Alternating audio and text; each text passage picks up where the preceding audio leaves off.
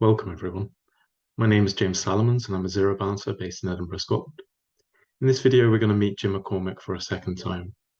Now, Jim came to Scotland earlier this year to teach an advanced zero balancing workshop called Verbal Fulcrums.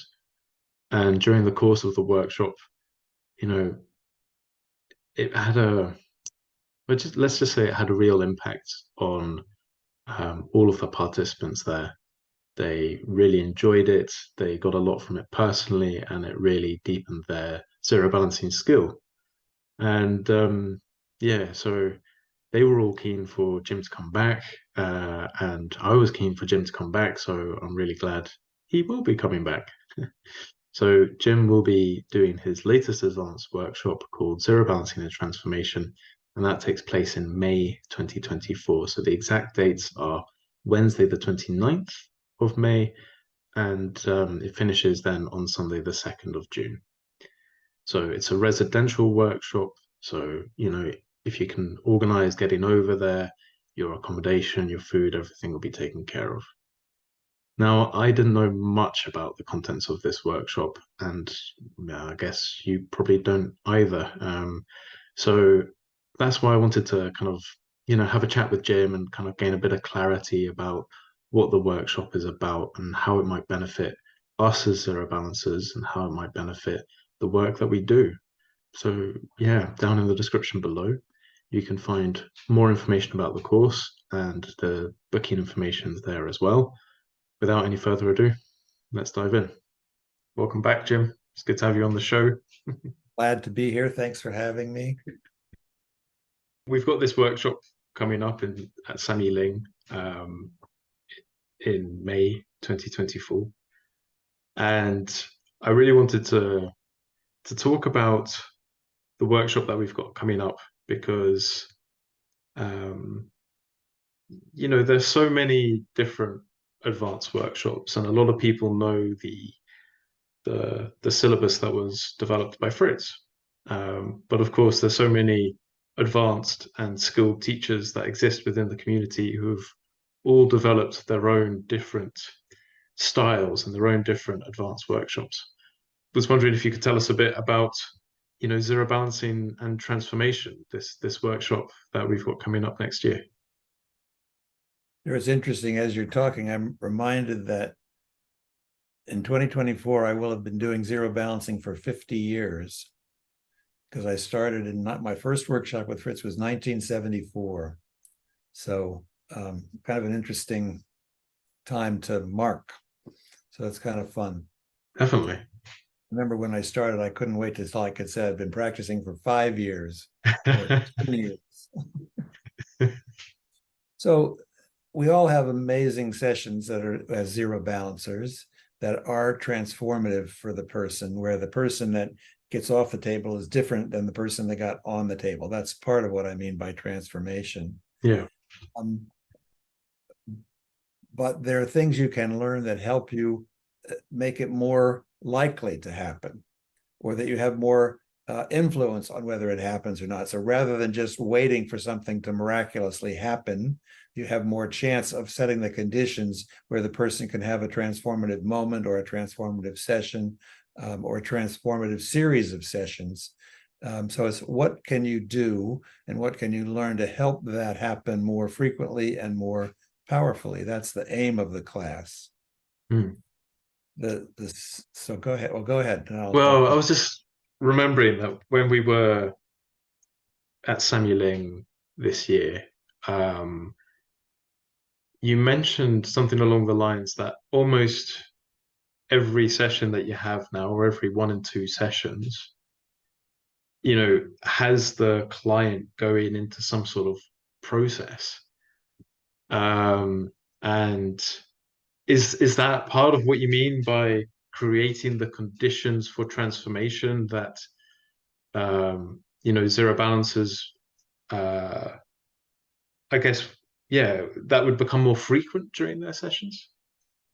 Yeah, absolutely. There are a bunch of things that are involved in this class, and there's different ways of helping your skills get deeper and stronger. So one of them definitely is the verbal fulcrums that we did last year. And that's a part of how do I deepen my understanding of psychologically what's going on for the client and how that relates to their energy and structure and how that relates to their ZB session. So Yeah. that's one aspect of helping people get to a more transformative place. Mm. Another major aspect is deepening your own zero balancing skills. And we do a lot in this class of have people working on me and me giving them direct feedback, not just about they need a little more traction or they need a little more rotation or that sort of thing, but how do they work with their own being to put that into their zero balancing fulcrums? As an example of what I mean, I worked with a woman who did a ZB. I mean, that was technically excellent, but it just didn't have any heart. And I said, I knew she loved her dogs. And I said, think about all your love for your dogs and put that into your ZB. Mm. She immediately burst into tears, and then she did a beautiful zero balancing. So it's like how to help the person at the deepest level of who they are, put more of who they genuinely are into their zero balancing. So definitely going to do more on the personal growth aspect. We're going to do more of, so one, it's helping their ZBs get better, but then the second, the verbal fulcrums, the ZBs improving, then their own personal growth improving. So we're going to do a lot of work on what's happening in us that the more we change and the more we transform, the more possible it is for us to help our clients transform. So they're all parts of, and we have exercises in the class directed to each of those things, directed to personal transformation, directed to ZB skills, directed to feedback, directed to verbal fulcrums. So that we transform ourselves, and that's at least half of what allows us to transform our clients more. Yeah. And with that example you gave, I mean, it really, what shone through for me was how skilled you have clearly become in giving people feedback to improve their ZBs. That's one of the things I'm actually most proud of, is being able to tune into the person and give them feedback that allows them to move in the fastest, deepest way possible at that moment. So what are they able to hear, and what are they able to use in a deep way to help their zero balancings get better? Again, not just by altering one fulcrum a little bit, but by altering how they do their ZBs, how they approach their ZBs, how they approach their lives for that matter. Yeah, yeah. And it was clear that you, like you said, it was a very technically, good ZB. And yet there was something lacking. And that word authenticity kind of jumped out to me. And it really sounds like, that's what it is that you're evoking, not just in zero balancing sessions that you're doing with clients, but within the zero balancers that you work with so that they can do the same for their clients. Yeah, I think authenticity is a good word. It sort of brings up the topic of what do I mean by transformation? Yeah. And I mean the process of someone getting closer to their unique core self, where they're understanding themselves more, where they're able to be in the present more, where they just feel an inner peace and joy because they know who they are, and that is not really dependent on what's happening in the outside world so much. So that this goes back to the 1930s and 40s. There was a psychologist, Kurt Goldstein, who said that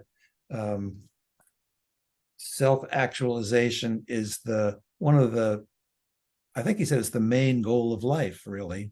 Mm. Understanding yourself. And Abraham Maslow, around that time, also agreed with him that one of the highest forms of self-transformation is to get to a place of being, or a place where you are finding meaning in your life because you found that unique core, which is unique to you. And being in touch with that is what really, again, enlivens your whole life. And having that in yourself, that alone will enhance and transform your ZBs. But there's also other things we add along with that. The personal growth to help people see that part of themselves more deeply than wherever they are now. So when we were at Gaunts, which is the UK residential workshop that takes place every year for zero balancing, Fritz, zoomed in and he gave a fairly impromptu talk to us about the unique signature vibration. Is that a language that you've heard before, and is that similar to this core self? I have heard that language before, although I don't remember exactly what he meant by it. But Sure. I think it's a different concept than getting to your core self. I mean, there's a unique, you have your own unique vibration, and getting in touch with that authentic part of yourself. What is that? It means where you have flow, where you have ease, where you have creativity, where you have curiosity. Those are the qualities that someone has when they're living from that part of their core self. And so there's that vibration, but that's unique to each person. Yeah. And secondly, how do I create that vibration or create the likelihood of that vibration in a client, which is sort of a different, how do I help them get more in touch with their core? And again, zero balancing does that all the time just by doing a regular ZB. You don't have to do anything extra, but you can help it happen more strongly and more deeply if you're in touch with yourself more. And there's some other skills we can teach you that help you get your clients there more frequently. So yeah, this whole notion of getting the zero balancer to a place where they can recognize that within themselves, and also then how can they then create the conditions whereby they can reach that sort of place within the client. Or obviously it won't be the same, it's unique to each individual, but yeah, does that? Yeah, so some of that is what we mentioned earlier, just the personal growth work I need to do in myself to get to that place. Yeah. And then how do I do my ZB from that place is part of how my skills get better. I need to keep working on doing my fulcrums better and learning the protocol better. But the more I can put my authentic core self into my work, the more that's going to change for the client. Yeah. And I hope when I think of a transformational session for somebody, I think of someone who, the person who gets off the table is different than the person who got on the table. It's really a big change for that person. I had a session last week where a person came in very overwhelmed, sort of depressed, disturbed, a lot of symptoms in their right hip and shoulder, and anxious, and really feeling kind of desperate. And I did a ZB, and at one point working on her right hip, I did a basic hip fulcrum, and then I added some extra advanced work into her hip. All of a sudden, this huge line of energy went shooting up her whole body, and it's like her whole being changed. She changed from overwhelmed and depressed to almost in ecstasy. The pain in her hip went down like 80%. The pain in her shoulder went down a lot. Her whole being changed. And she got off the table feeling a very different person and very grateful, and amazed that that could happen, one, so quickly, and two, from bodywork session rather than psychotherapy or praying or whatever else you might think you could use to do that kind of change. So again, how can we have that kind of change happen more of the time? Wow. Is that making sense? That does make sense, yeah, because words like personal growth and transformation,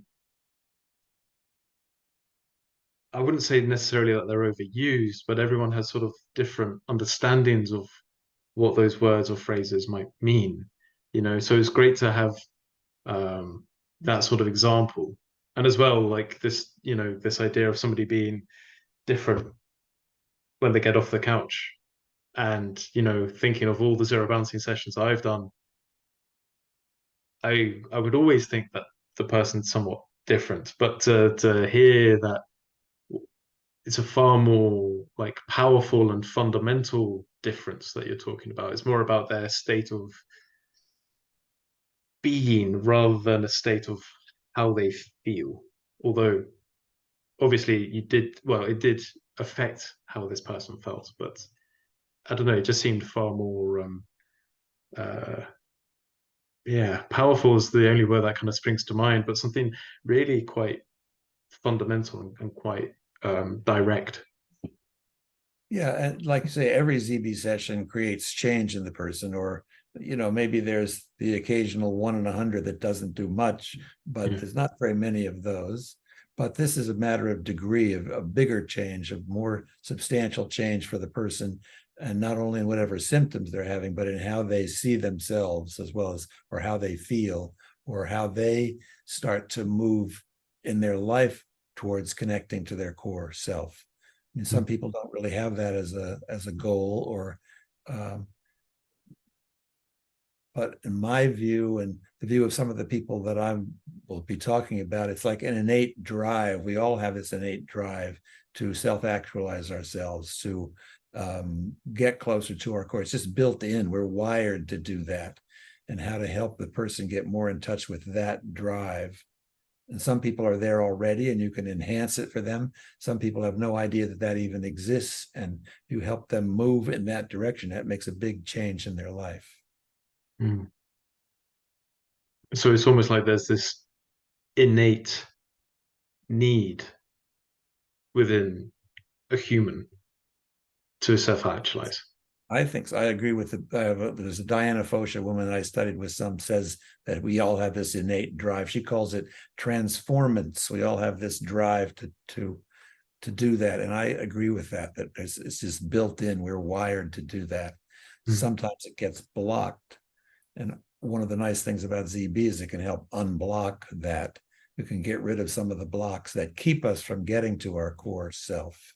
Mm.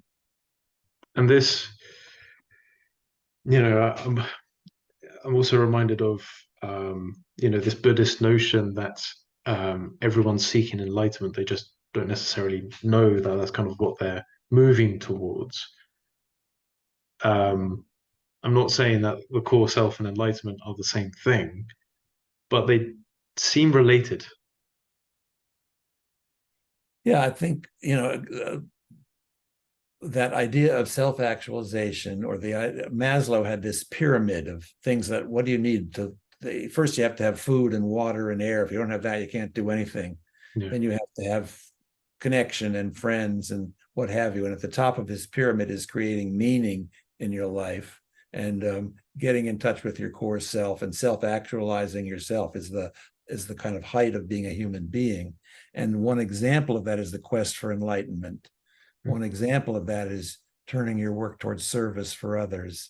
They're just different examples of things that happen when you're in that connected place, connected to your core. There's certain, and again, the qualities I mentioned are like some of the qualities of someone who is in that place are the quality of presence. You can see it in their eyes, you can see it in their being, and they have that curiosity and that contentment, but their connection. And so they have a lot of qualities that tell you that they're living from that place.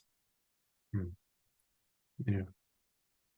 I'm reminded of a recent workshop I was at, and afterwards, I had this real sense of calm and effortlessness. Like Yes. I didn't stress so much, and my mind wasn't anywhere near as busy trying to worry, trying to plan, trying to organize, and all the things that it normally keeps itself busy with. And there was this sense of like, today I'll just do the few things that I need to do today. And it wasn't a sort of nonchalant all these French words coming out, because I was going to say laissez-faire as well. This sort of like letting go of responsibility or anything like that. But I was able to navigate my days with ease, And you mentioned the word flow earlier, and that sense of effortlessness kind of really appeals to me personally because it's a struggle, or at least the cultural narrative is that we should struggle and life is a struggle and we're all struggling, and I think a part of me really buys into that. We always have to work harder and all that sort of thing. Well, if I think of myself, when I'm in a place that I think of as my core, it's mostly just about being. And I just feel everything feels okay. It's like, oh, there's nothing I really have to do. I'm okay. The world's okay. Even if it's a mess, it's still okay. And there's nothing I have to do. I still do things and I can choose to do a lot of different things. I actually have more choices and more possibilities, but mostly it's like, oh, I'm okay. I'm happy, not just happy, but I'm some sort of inner happiness from this being a place. And it's just like, oh, everything feels all right. And sort of that leads to ease. That leads to, it's sort of like being in a zone if you're an athlete where they talk like, the basketball hoop seems like 3 feet wide or whatever. It's just you're in that kind of zone where, um,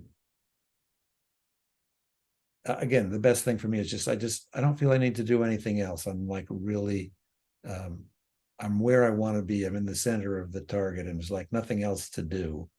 Mm. And things I will do, but not because I have to. Yeah, yeah. Even just hearing that, kind of like, wow, so you haven't been living from that place all your life. Definitely not. And even now, I'm living there some of the time, and then other times I'm not. It's like you go in and out. It's not like I'm not totally enlightened where I'm just there all the time. But when I'm there, it's wonderful. And then I get out of it and I have to, oh, right, find my way back. But Yeah. yeah, But it sounds like you've got really good at knowing when you're there and knowing when you're not there. And I yeah, think, it, would it be fair to say that that ability to know when you're there and when you're not there is part of what um, lay the foundation for this course that you developed? yeah, sure. Part of my transformation, and then part of helping people recognize their own transformation. On a very simple level, there's a lot of people that if you ask them what they feel in their body, they really don't even know where to look because they're not used to paying attention to their body.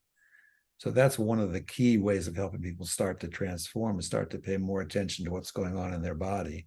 And if they start moving in that direction, that will move them towards finding their core self more. So that's a simple but very strong way of helping people get more closely connected to their core self Mm. is finding it in their body. Um, And would you say you know, the more zero balancing you've received, the more zero balancing you've given, that has been pivotal in your own personal journey towards your core self and being able to recognize it when you're there and being able sure, to help others get to that point. sure, because a good zero balancing puts you either in that place or very close to that place. And each time you're there, it's like, oh, I recognize this. I can get back there more easily, that sort of thing. So certainly, and I've also done a lot of therapy, and that's really helped. Um, and the idea of from the verbal fulcrums class, which also relates to this class, is once someone's there as a ZB client, then you can talk with them about what was that like? What did they do to help themselves get there? What can they do at home to keep it going? So there's ways of working with people after the session to help them continue to move in that same direction, things that they can do. Mm. Yeah. No, well, that's great. I mean, I don't really have any more questions around the course, and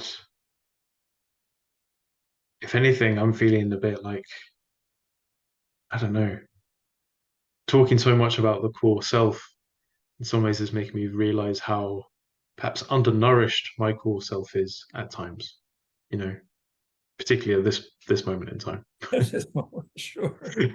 Well, it's a lifelong journey, right? It takes a long time. I know when I was in my 20s, I had no idea that I had a core self. Yeah. And then gradually learning over a lifetime that, oh, I do have a core self. There it is. And then I can learn gradually how to get there more of the time. And at least now I know when I'm not there. Yeah. Yeah. So out of curiosity, if it isn't too much to ask, but how do you get back to your core self? Well, the main way is what I said earlier, is just if I start to pay attention to my body. And Okay. usually I realize I've been out of touch with what's going on inside of me.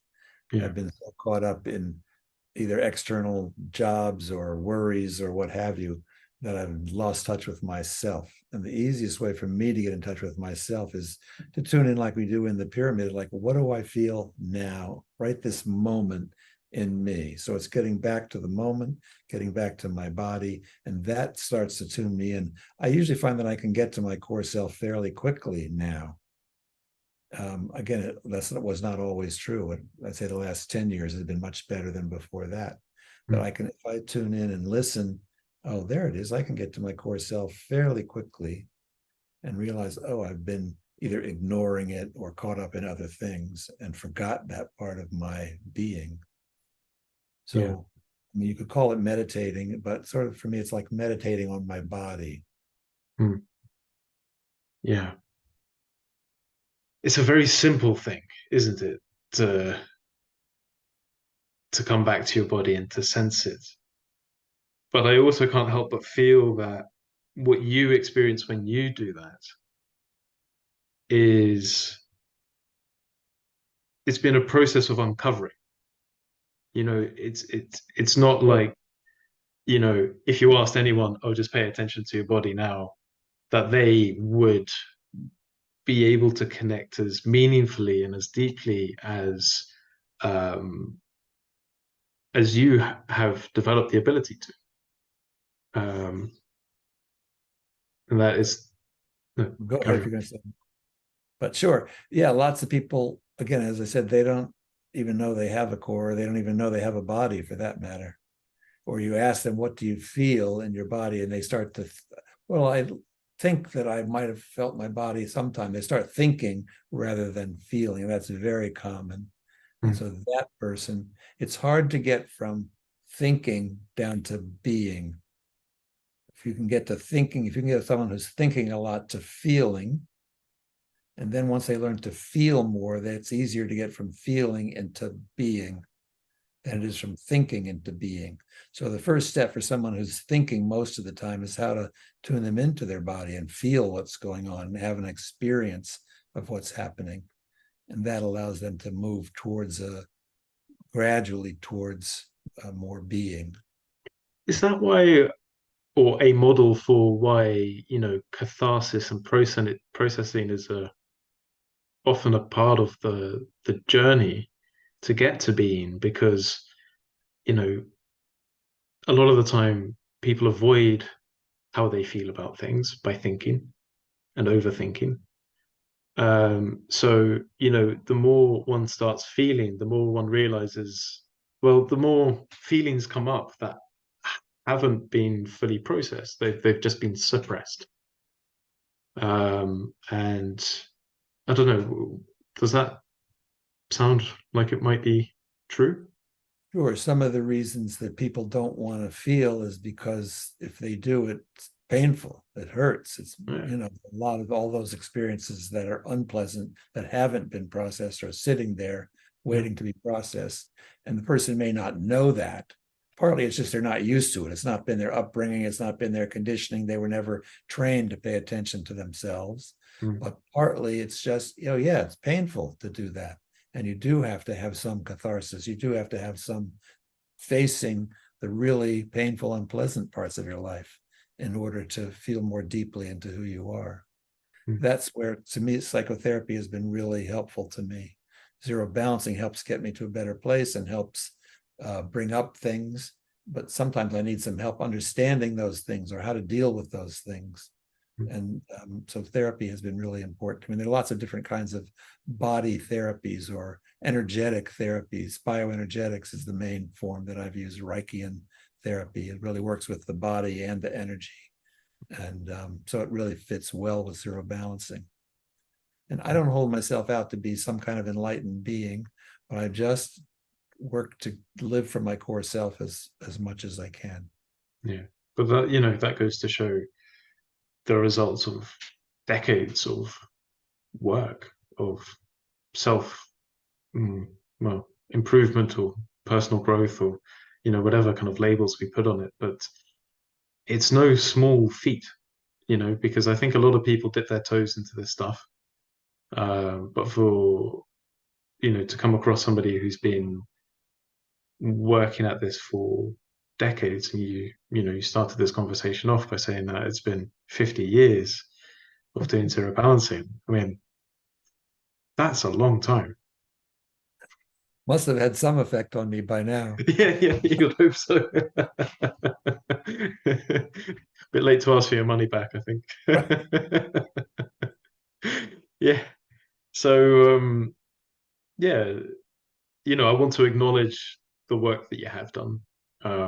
And it shows from, you know, the time I've spent with you, and even just speaking to you just now, although we're thousands of miles apart, um, I'm reminded of that. It's almost like there's a part of me that resonates, you know, that remembers just by hearing you speak. So that in itself has been refreshing. Great. I'm happy that that happens. And yeah, so that's the idea of the course, is to help people remember that part of themselves, learn how to get there easier in themselves. And when as that's happening, they can help other people get there more easily also. And to me, the two most fun parts of and the most important parts of the course are when people work on me and I give them direct feedback of how to use all of themselves in their zero balancing. Mm. And then the second part is where we do some personal growth work with each person, like what's the main thing they want to work on and how can I help them get there through zero balancing.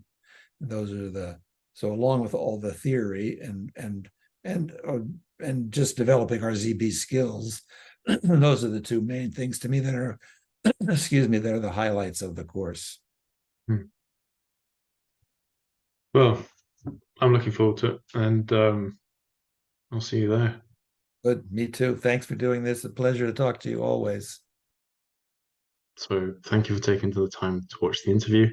And my thanks to Jim for giving up his free time to have a wee chat with me. In the description, as I mentioned earlier, you'll find a link to my website, which has all the course details and booking information. And I've also put a link there to my first interview with Jim. So, you know, if you haven't seen that and you'd like to know a bit more about Jim's background, how he started doing zero balancing, then feel free to check that out. I think I found it really interesting. Also, this YouTube channel is just something I do, you know, kind of on the side in some ways, just to support the zero balancing community, but also for my own interest, really. You know, I love zero balancing, I love this work, and I love the community, and it's great to get to know people a bit better. So if you're interested in the subject matter, then, you know, please subscribe. It helps the channel, and hopefully we can get more of this sort of content out there about zero balancing into the world. So, you know, if you're new to zero balancing and you've managed to watch this far, that's kind of amazing. But if that applies to you, then, you know, down in the description below, I've also put some links about this therapy. So if you want to give it a try, then, you know, there'll be links to places where you can do workshops, where you can find a practitioner near you. So yeah, give it a shot. Maybe you'll end up loving it as much as I and many in the community do. So that's it for now. Until the next time. Goodbye.